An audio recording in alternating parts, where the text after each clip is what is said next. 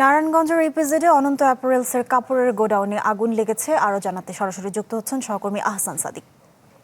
আহসান, আমরা ইতিমধ্যে জানতে পেরেছি আগুন নিয়ন্ত্রণে এসেছে। কিভাবে আগুনের সূত্রপাত, আপনার কাছে কি তথ্য আছে, সবকিছু মিলে আমাদের জানাবেন।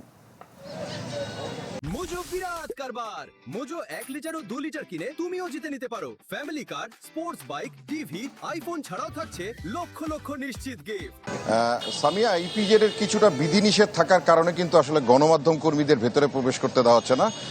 তবে যারা এখানে কর্মরত আছেন তাদের কথা বলেছি, তারা যেটি বলছেন আসলে ভোরের দিকে অনন্ত অ্যাপারেলসের একটি কাপড়ের গোডাউন, সেখানে আসলে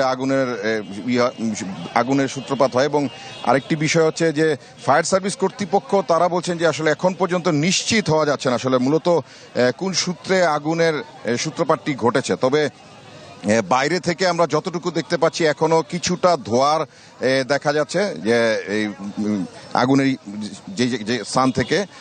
তো যতটুকু আসলে যে ফায়ার সার্ভিস কর্তৃপক্ষ যারা রয়েছেন তারা আসলে বের হওয়ার পর আসলে সুস্পষ্টভাবে বলা যাবে যে আসলে মূলত আগুনের সূত্রপাতটির মূল কারণ।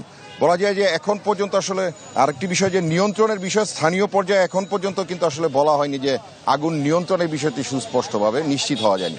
তো ফায়ার সার্ভিস কর্তৃপক্ষ আসলে অথবা ইপিজেড কর্তৃপক্ষ যদি বের হয় ঘটনার পরে, তাহলে আসলে আমরা সুস্পষ্টভাবে বলতে পারবো যে আসলে আগুনের সূত্রপাতটি কি ক্ষেত্রে হয়েছে। তো এই হচ্ছে সর্বশেষ পরিস্থিতি। সামিয়া। জি, আহসান সাদিক, আপনাকে ধন্যবাদ।